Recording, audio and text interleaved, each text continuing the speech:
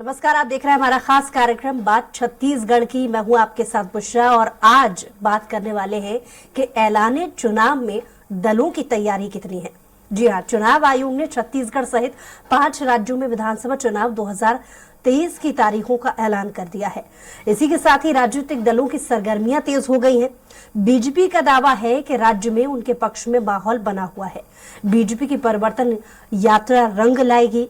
वहीं इस बार 75 पार का नारा दे रही कांग्रेस भी सरकार फिर से सत्ता में वापसी को लेकर आत्मविश्वास से भरी हुई है। इस पर पहले देखिए एक विशेष रिपोर्ट, फिर चर्चा की शुरुआत। छत्तीसगढ़ में विधानसभा चुनाव 2 चरणों में होंगे। पहले चरण में 7 नवंबर और दूसरे चरण में 17 नवंबर को मतदान होगा। चुनाव परिणामों की घोषणा 3 दिसंबर को होगी। पहले चरण में छत्तीसगढ़ की 20 सीटों पर वोटिंग होगी, जिसमें बस्तर की सभी 12 और राजनांदगांव लोकसभा क्षेत्र की 8 विधानसभा सीटें शामिल हैं। पहले चरण की 20 सीटों में से 13 विधानसभा सीटें आरक्षित हैं। इनमें बस्तर संभाग की जगदलपुर सीट के अलावा सभी सीटें अनुसूचित जनजाति के लिए आरक्षित हैं। वहीं डोंगरगढ़ सीट अनुसूचित जाति के लिए आरक्षित है। वहीं दूसरे चरण में बाकी 70 सीटों पर मतदान होगा। प्रदेश में मतदाताओं की कुल संख्या 2,03,61,030 है। महिला मतदाता 1,02,39,410 है। पुरुष मतदाता 1,01,20,830 है। थर्ड जेंडर मतदाताओं की संख्या 790 है। प्रदेश में 18 से 19 आयु वर्ग वाले 7,23,771 मतदाता हैं। 18 से 22 साल वाले पहली बार वोट डालने वाले मतदाता बड़े हैं। मतदाताओं की संख्या 18,68,336 है। महिला मतदाताओं की संख्या पुरुषों से ज्यादा है। पुरुषों की तुलना में महिला मतदाताओं की संख्या 1,18,580 ज्यादा है। इस बार बीजेपी, कांग्रेस के अलावा आम आदमी पार्टी, बहुजन समाज पार्टी और जेसीसीजे हमर राज पार्टी सहित दर्जनों दल चुनावी मैदान में उतरने को तैयार हैं। सभी के सामने अपने अपने दावे हैं। चुनाव के लिए बीजेपी की तैयारी पर पूर्व मुख्यमंत्री डॉक्टर रमन सिंह ने कहा कि हमने दोनों दिशाओं से यात्रा निकाली। हमारे केंद्रीय नेतृत्व यहां पहुंचे। हमारे सभी कार्यक्रम सफल रहे। छत्तीसगढ़ में वातावरण बीजेपी ने बनाया है। इस भ्रष्ट सरकार को उखाड़ फेंकेंगे। 20 विधानसभा सीटों पर पहले चरण में मतदान होंगे। बाकी 70 सीटों पर दूसरे चरण में मतदान किए जाएंगे। बीजेपी की पूरी तैयारी है। भारतीय जनता पार्टी ने अपने चुनाव अभियान को 2 तरीके से जनता के सामने प्रस्तुत करने का काम किया है। पहले चरण में हमने न केवल दंतेवाड़ा से बल्कि जसपुर से 2 यात्राएं शुरू की और ये परिवर्तन यात्रा की अभूतपूर्व सफलता हासिल हुई। अधिकांश विधानसभाओं में राष्ट्रीय और प्रदेश स्तर के नेता, केंद्रीय मंत्री आते रहे और एक वातावरण का निर्माण हुआ। उस बस्तर सहित कार्यक्रम सभी सफल हुए। माननीय गृह मंत्री जी का आगमन हुआ और उन्होंने भी सभा को संबोधित किया। माननीय राष्ट्रीय अध्यक्ष आए। तो एक प्रकार से छत्तीसगढ़ में वातावरण का निर्माण भारतीय जनता पार्टी ने किया। वहीं कांग्रेस के वरिष्ठ नेता मंत्री रविंद्र चौबे का कहना है कि लोकतंत्र को काफी आसानी से नहीं लिया जा सकता है। 2 पार्टियों के बीच चुनाव छत्तीसगढ़ में होता है। पिछली बार छत्तीसगढ़ की जनता ने 71 की बहुमत से सरकार में हमें बिठाया। इस बार कांग्रेस ने कार्य किए हैं। पिछली बार 71, इस बार 75 पार होगा। छत्तीसगढ़ में आबो हवा कांग्रेस के पक्ष में है, इसलिए जो परिणाम है उसे हम दोहराएंगे और हम जीत छत्तीसगढ़ में हासिल करेंगे। लेकिन हम लोग ये मान के चलते हैं कि पिछली बार छत्तीसगढ़ की जनता ने हमें 71 की बहुमत से सरकार में बिठाया है, 3/4 से भी अधिक। और इस बार जिस तरीके से 5 साल माननीय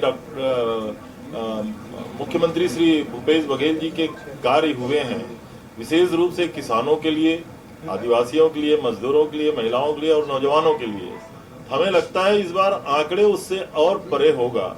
पिछली बार 71, इस बार 75 पार।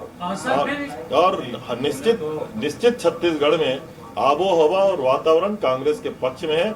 हम फिर से पिछले जो परिणाम है उसको दोहराएंगे और रिकॉर्ड जीत छत्तीसगढ़ में हासिल करेंगे। बहरहाल चुनावी बिगुल बच चुका है। वहीं कांग्रेस में भी बैठकों का दौर जारी। अभी देखना दिलचस्प होगा कि चुनावी मैदान में कौन सा दल किस पर भारी पड़ेगा। दिलीप साहू, स्वराज एक्सप्रेस, रायपुर।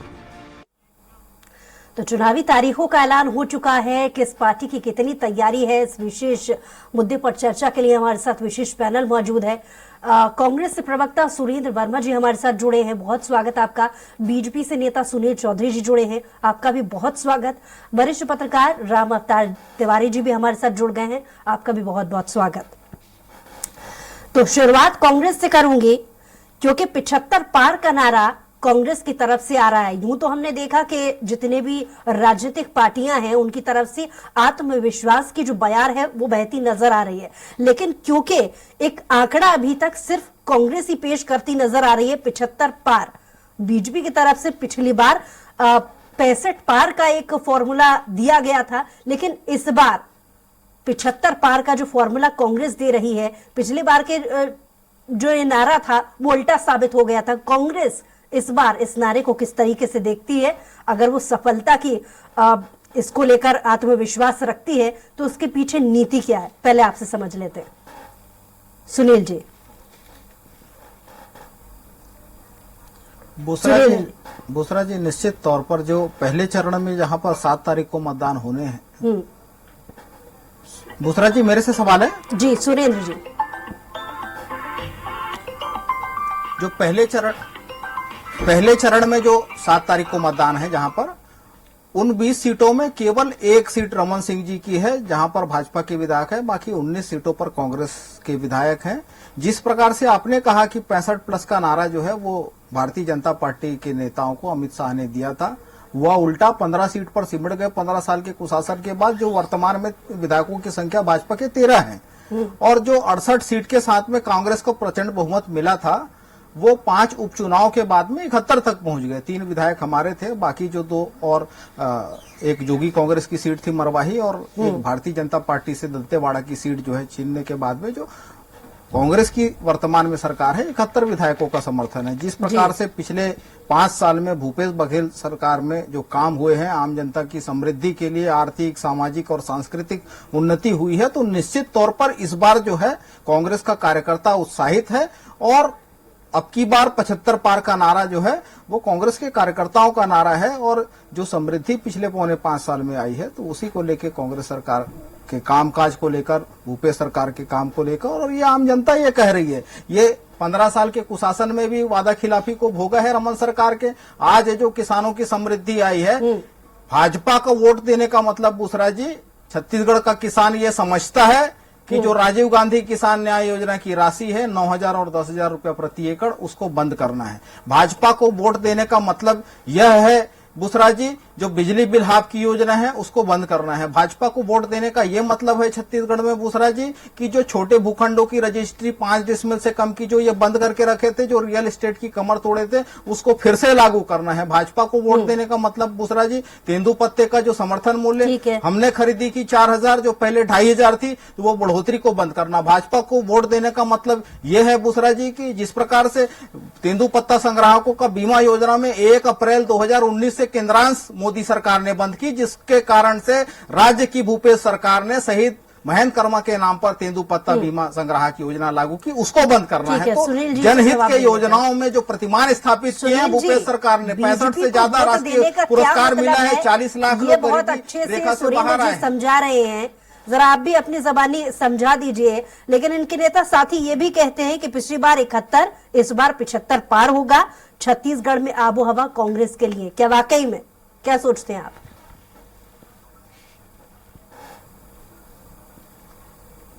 जी, जोहार छत्तीसगढ़।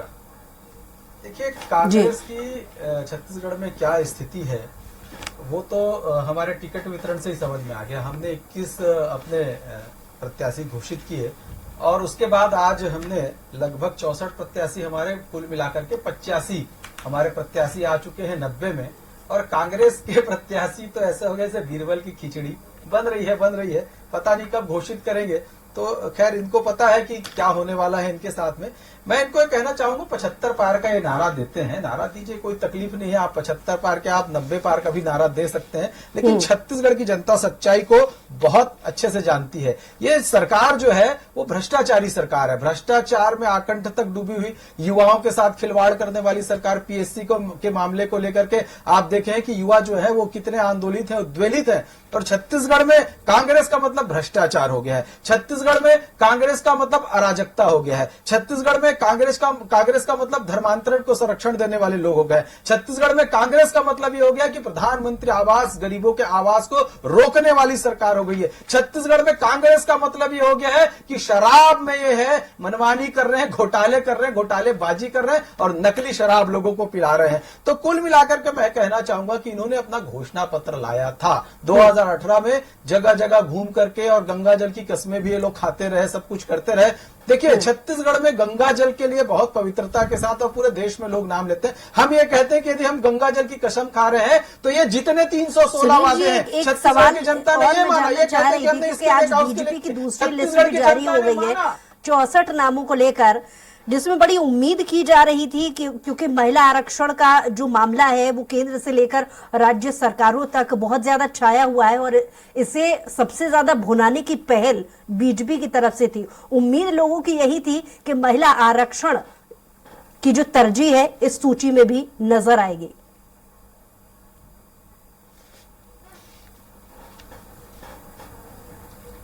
देखिए जो मेरे से देखिए आरक्षण का विषय, ये महिला आरक्षण का जो बिल है उसको भारतीय जनता पार्टी की सरकार केंद्र में है, माननीय नरेंद्र मोदी जी की सरकार है, उसने जो है इसको कानूनी जामा पहनाया है। उसको लोकसभा में भी पास करवाया, राज्यसभा में भी पास कराया और महामहिम राष्ट्रपति जी ने भी उसमें हस्ताक्षर कर दिए। लेकिन चूंकि वो आगे जाकर के उसमें बहुत सारे विषय हैं कि वो कानून का रूप लेगा और लागू भी होगा, और जब लागू होगा तो निश्चित रूप से भारतीय जनता पार्टी आगे बढ़ करके इस आरक्षण का पालन करेगी। और महिलाओं के लिए यदि किसी ने किया है तो भारतीय जनता पार्टी ने ही किया है। यहाँ छत्तीसगढ़ में महिलाओं की स्थिति यह है कि शिक्षक दिवस के दिन से जो हमारी जो सवाल मैंने आपसे पूछा था वो जवाब तो मुझे नहीं मिला है, और क्योंकि ऑफिस के नीचे समय के हिसाब से मुझे राम अवतार जी के पास भी जाना है, उनसे भी एक रिएक्शन जारी होना है। राम अवतार जी, ठीक है, लौटूंगी आपके पास। सुनील जी, राम अवतार जी, चुनावी तारीखों का ऐलान तो हो गया है, दोनों ही पार्टियों की अगर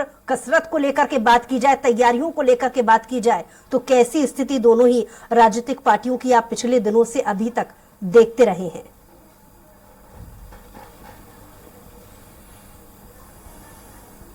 चुनाव की घोषणा हो चुकी है, अधिसूचना जारी हो चुके हैं जी, प्रत्याशियों को लेकर मंथन है। उस मंथन में कहीं न कहीं भाजपा आगे है, अभी टिकट की घोषणा कर दी है। अब टिकट में जो असंतोष है, टिकट में महिलाओं की उपेक्षा है, अलग अलग बात अपनी अपनी तरीके से आएगी। अब जनता के बीच जाने का समय हो गया है और जनमत संग्रह जो है वो भूपेश सरकार के होना है कि भूपेश सरकार की योजनाओं से लोग कितने संतुष्ट हैं, कितने असंतुष्ट हैं, और विपक्षी दल जो है उसका रोड मैप क्या है, वो जनता को क्या देने वाला है। बड़ा सवाल अब ये है, आरोप प्रत्यारोप की राजनीति पिछले 5 साल से चल रहे हैं, तो अब जब आप आरोप लगा रहे हैं, आप क्या करने जा रहे हैं, ये विपक्षी दल को बताना चाहिए। दूसरी तरफ कांग्रेस को ये भी बताना चाहिए कि अब अगली बार सरकार आएगी तो क्या देने वाला है। तो दोनों पार्टी का भी घोषणा पत्र आना है, प्रत्याशियों की घोषणा होना है। अब जनता को तय करने का समय आ गया, क्योंकि अब सरकार नाम की चीज नहीं रही, प्रशासन नहीं रहा, अब सब चीज चुनाव आयोग के अधीन है। तो अब जनता अपनी बात को मुखर होकर और सही बात बोल पाएगी, सही बात कर पाएगी। और मतदान जो है लोकतंत्र की सबसे बड़ा पर्व है, उस लोकतंत्र में हम जा रहे हैं। असली बात यह है, छत्तीसगढ़ जो है धान का कटोरा है, छत्तीसगढ़ भोले भाले लोगों का है, आदिवासी इलाकों का है, नक्सल से प्रभावित इलाका का है। इस इलाके में और प्रगति कैसे हो लोगों की, शिक्षा में कैसे और आ सकता है, स्वास्थ्य में कैसे और आ सकता है, बेहतर सरकार कैसे दे सकते हैं, अब आ गया है। प्रत्याशियों की घोषणा के बाद एक तरह से ये कहा जाता है कि बहुत कुछ तय हो जाता है। भाजपा ने अपने पुराने रमन मंत्रिमंडल के तमाम मंत्रियों को और दिग्गजों को, 4 सांसदों को उतार दिया है, सारे मंत्रियों को उतार दिए हैं, 2 मंत्री छोड़कर उन्होंने, तो सारे बड़े लीडरों को अलग अलग क्षेत्र में उतारकर उन्होंने कोशिश की है कि एक रणनीति के तहत चुनाव मैदान में जाया जाए, बिल्कुल, और जनता को अपनी बातों से कैसे प्रभावित किया जाए। बहुत अच्छी बात दूसरी आपने यहाँ तरफ पर कही। कांग्रेस है, कांग्रेस अपनी योजनाओं के भरोसे से, अपनी रणनीति के भरोसे से ये साबित करने की कोशिश कर रही कि हमने समाज के हर वर्ग को संतुष्ट करने की कोशिश की, खासकर उस वर्ग को जो वर्ग जो है पिछले 15 साल से अछूता महसूस कर रहा था, उन वर्गों के दिल जीतने की कोशिश की। ऐसा सुरेंद्र जी, कांग्रेस का कहना है। राम अवतार जी ने बहुत दोनों अच्छी बात पार्टियों की ने कि क्या कहा, क्या जो किया। सत्ता पक्ष के नेता ये हैं, एक अब उनके लिए वो बड़ी बात वक्त आ गया है जनता को ये बताने के लिए कि अगर वो सत्ता में वापस आते हैं तो उनकी नीति क्या होने वाली है। फॉर्मूला तो आपने बता दिया कि टारगेट क्या है कि अब की बार 71 नहीं बल्कि 75 पार।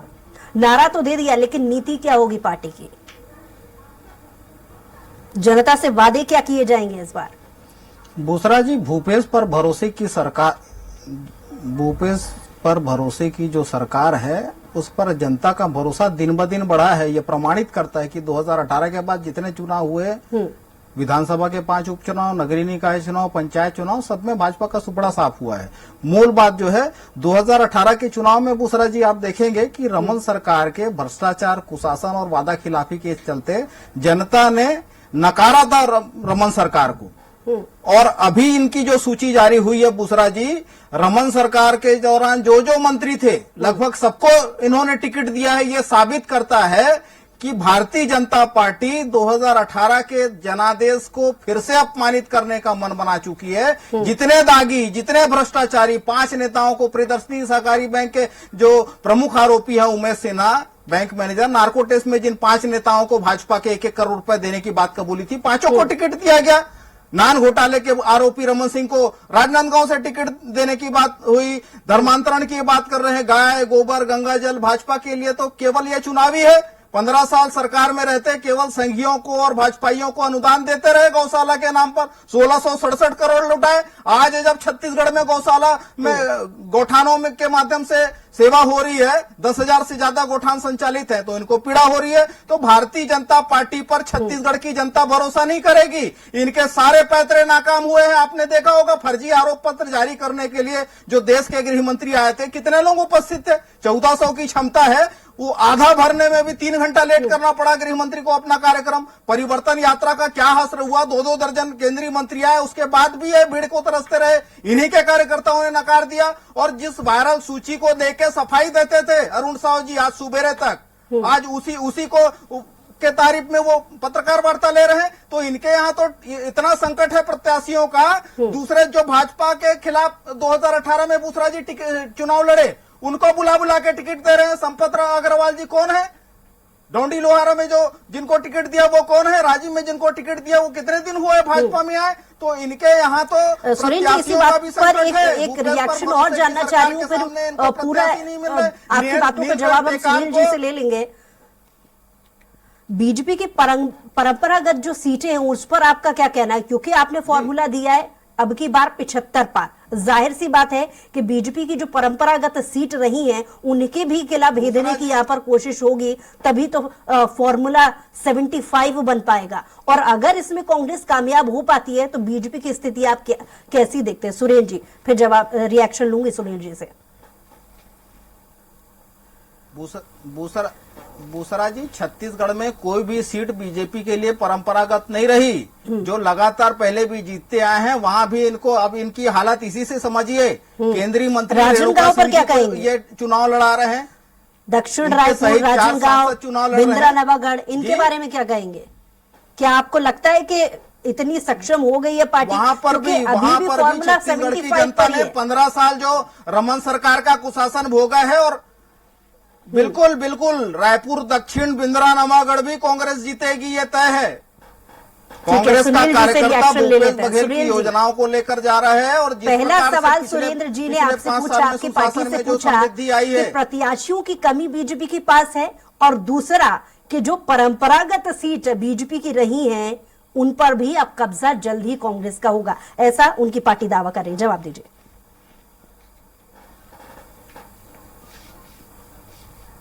देखिए, भारतीय जनता पार्टी इस देश की और दुनिया की सबसे बड़ी पार्टी है, राजनीतिक दल है। हमारे पास प्रत्याशियों की कोई कमी नहीं है, लेकिन हमारे हमारी जो संसदीय बोर्ड है वो बैठ करके वो लोग तय किए हैं, बहुत सारे मापदंड हो सकते हैं उसमें, और भारतीय जनता पार्टी में काम करने वाले लोगों को भारतीय जनता पार्टी ने प्रत्याशी बनाया है और ये प्रत्याशी जीत करके आएंगे। देखिए ये लोग कहते हैं कि भूपेश है तो भरोसा है, जबकि इनकी प्रभारी कहती है कि सामूहिक नेतृत्व में लड़ा जाएगा, और भूपेश है तो भरोसा है कि बैनर अब दिखते नहीं, छत्तीसगढ़ में पोस्टर नहीं दिखते, कि वहां हो गया है भरोसे का सम्मेलन, भरोसे की यात्रा। और मैं आपको बताता हूं, विकास शून्य है छत्तीसगढ़ में, यदि दिखता है तो सिर्फ पोस्टर में दिखता है। माननीय राहुल गांधी जी आए थे छत्तीसगढ़ में, उन्होंने इनकी पोल खोल दी, उन्होंने जब बड़े बड़े पोस्टर लगे छत्तीसगढ़ में, रायपुर में, कि हमने 5 लाख लोगों को रोजगार दिया, लेकिन बेरोजगारी भत्ता दिया। और राहुल गांधी जी अपने भाषण में कहते हैं कि हमने जो है 1.3 लाख लोगों को बेरोजगारी भत्ता दिया और लगभग 40-42 हजार लोगों को रोजगार दिया। तो 5 लाख का पोस्टर झूठा साबित किसने किया? इनके बड़े नेता ने किया। और आरक्षण के नाम पर सबसे बड़ा छल यदि कोई छत्तीसगढ़ में किया तो कांग्रेस की सरकार ने किया। आदिवासी वर्ग का आरक्षण जो 32% था वो घट करके 20% रह गया और उसका बड़ा नुकसान हुआ है छत्तीसगढ़ में। और आरक्षण का विरोध करने वाले, ओबीसी आरक्षण का विरोध करने वाले इनके लोग जो है वो चेयरमैन बन करके बीजेपी ने तो समर्थन किया था ना, जो ये कहा था कि इस बार से ही इस चीज को लागू कर दिया जाएगा और महिला आरक्षण का ख्याल रखा जाएगा। ऐसी कोई, चाहे वो मध्य प्रदेश की बात कर ली जाए या छत्तीसगढ़ की बात कर ली जाए, ऐसा आरक्षण खास कुछ दिखा नहीं बीजेपी से। राम अवतार जी, छोटा सा रिएक्शन। राजभवन में इन भाजपाइयों के षड्यंत्र के चलते लंबित है। सुरेंद्र जी आऊंगी आपके पास। राम अवतार जी, छोटा सा रिएक्शन। 15 साल में ओबीसी आरक्षण के लिए हेडकाउंट की कोई व्यवस्था की हो तो? माननीय मोदी जी ने 27% दिया केंद्र में, 27 मंत्री है केंद्र में, 4 महीने से राजभवन में लंबित है। भाजपा के षड्यंत्रों के चलते रोका गया है। 4% एसटी का आरक्षण, एससी का आरक्षण आप चाहते नहीं थे पिछड़ा वर्ग को लाभ मिले, आप चाहते नहीं थे दलित शोषित को लाभ मिले। किसके लिए? देखिए सुरेंद्र जी और सुनील जी, आप दोनों ही से निवेदन है मेरा, अगर आप एक एक करके बोलेंगे तो मैं सुन पाऊंगी आपको, क्यों नहीं किया सर? आप और कोई सार्थक हल निकाल पाएंगे हम इन बातचीतों को। समझ दीजिएगा सुरेंद्र जी, सुनील जी, निवेदन आपसे एक एक करके बोलिएगा। लौटूंगी सुरेंद्र जी आपके पास। राम अवतार जी, छोटा सा रिएक्शन दोनों ही बातों पर।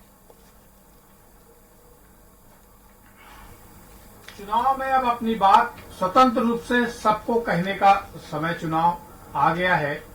लोग अपनी बात बोले, लोकतंत्र को मजबूत करने के लिए, और ऐसे प्रत्याशी जिताएं जो जिनकी छवि अच्छी हो, जो जनता के लिए विकास के काम में जुड़े हैं, जो एक बेहतर प्रशासन दे सकते हैं। ऐसी सोच के साथ अब जाने का समय आ गया है। तो इसमें कौन बेहतर प्रशासन दे रहा है, कौन दे सकता है, कौन आपका शुभचिंतक है? वास्तविक में बयानबाजियों में हर दल ये कहता है कि मैं शुभचिंतक हूं, पर जनता को तय करना, जनता सब कुछ देख रही है, जनता सब कुछ समझ रही है कि कौन उसका शुभचिंतक है।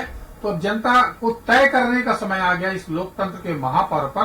तो आगे में हमें ये देखना होगा कि सरकार किसकी बनती है और किसकी जो मुख्य बात है, मुख्य मुद्दे को है, वो जनता तक प्रभावित करती है, जनता को अच्छी लगती है, और कौन ऐसी बातें हैं जो एक बुरी तरह हार के बाद कैसे भाजपा उभर के आती है, कैसे उभरती है, ये भाजपा को देखना है। दूसरी ओर कांग्रेस है, कांग्रेस सत्तारूढ़ होने के बाद अपार जन समर्थन के बाद जनता के हित में लिए गए फैसलों को जनता कैसे समय की कमी है, मैं चाह रही हूँ जल्दी जल्दी आप सभी से रिएक्शन ले लूं।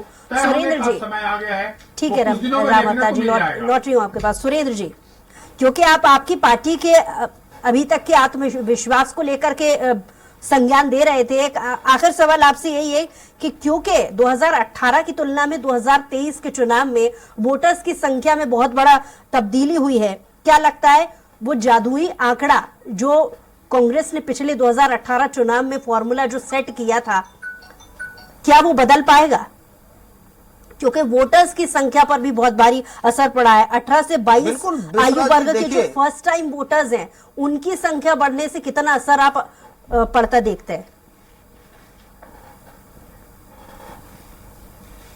बुसरा जी, निश्चित तौर पर ये वही छत्तीसगढ़ है जहां रमन राज में सितंबर 2018 में 22.2% बेरोजगारी दर था, देश में सर्वाधिक। पिछले एक साल से सबसे कम बेरोजगारी दर वाला राज्य है। रामअवतार जी इस बात के गवाह हैं कि केवल पिछले 2 महीने के भीतर सरकारी नौकरी जो अधिकार को या आउटसोर्सिंग करके रमन राज में बेचते थे, 27,000 से ज्यादा सीधे पदों पर नियमित नौकरी ये की सवाल भर्ती हुई। सुरेन जी उसके आपसे पहले इसलिए भी पूछा 1 लाख था से कि ज्यादा सुनील गवर्नमेंट जी से इस पर पद, रिएक्शन उसके बाद ले लूं। औद्योगिक नीति सुनील जी, आपको परिवर्तित लगता है कांग्रेस पार्टी में रहते हुए, सत्ता में रहते हुए युवा वर्ग के लिए इन्होंने कुछ किया है? संक्षेप में जवाब।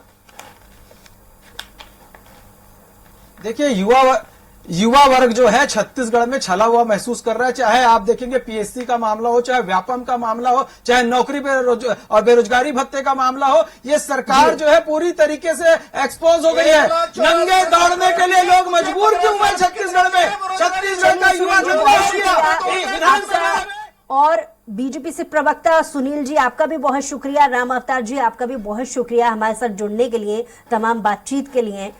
तो सत्ता के सेमीफाइनल में आखिर क्या होता है, ये चुनावी नतीजे बताएंगे, लेकिन ऐलान चुनाव के बाद दलों की जो तैयारियां हैं वो अपने अपने स्तर पर ये दिखाने पर विवश हो गई हैं कि उनमें आत्मविश्वास कितना है। बहरहाल ये वक्त बताएगा कि आत्मविश्वास वोटों की गिनती में कितना तब्दील होता है। हमारे खास पेशकश में तय कुछ और खबरों के लिए देखते रहिए स्वराज एक्सप्रेस।